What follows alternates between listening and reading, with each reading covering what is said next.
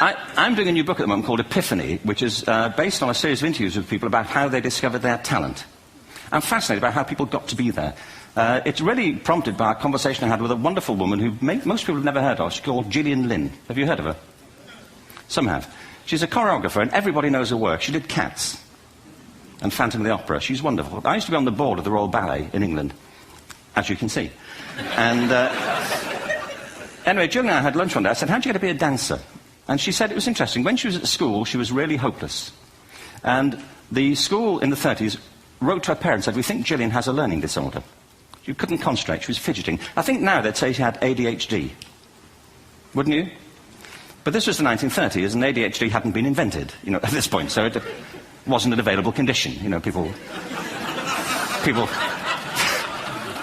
weren't aware they could have that. Anyway, she went to see this specialist. So this oak-panelled room, and she was there with her mother, and she was led and sat on this chair at the end, and she sat on her hands for 20 minutes while this man talked to her mother about all the problems Gillian was having at school. And at the end of it, because she was disturbing people, their homework was always late and so on, little kid of 8, in the end, the doctor went and sat next to Gillian and said, Gillian, I've listened to all these things that your mother's told me. I need to speak to her privately. So he said, wait here, we'll be back. We won't be very long. And they went and left her. But as they went out the room, he turned on the radio that was sitting on his desk. And when they got out the room, he said to her mother, just stand and watch her. And the minute they left the room, she said she was on her feet, moving to the music. And they watched for a few minutes, and he turned to her mother, and he said, Mrs. Lynne, Gillian isn't sick, she's a dancer. Take her to a dance school. I said, what happened? He said, she did. I can't tell you how wonderful it was. We walked in this room, and it was full of people like me.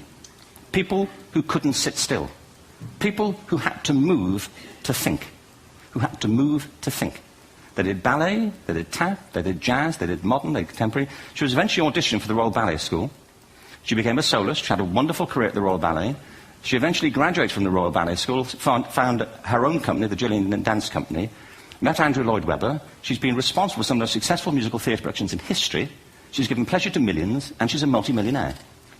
Somebody else might have put her on medication and told her to calm down. Now, I think...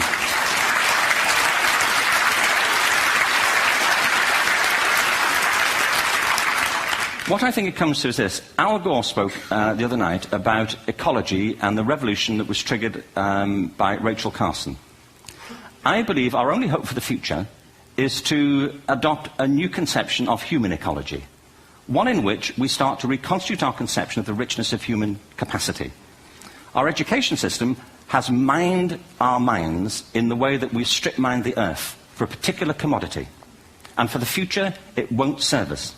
We have to rethink the fundamental principles on which we're educating our children. There was a wonderful quote by Jonas Salk, who said, if all the insects were to disappear from the earth, within 50 years, all life on earth would end. If all human beings disappeared from the earth, within 50 years, all forms of life would flourish. And he's right. What TED celebrates is the gift of the human imagination. We have to be careful now that we use this gift wisely and that we avert some of the scenarios that we've talked about. And the only way we'll do it is by seeing our creative capacities for the richness they are and seeing our children for the hope that they are. And our task is to educate their whole being so they can face this future. By the way, we may not see this future, but they will. And our job is to help them make something of it. Thank you very much. Bravo. Here, here. Good.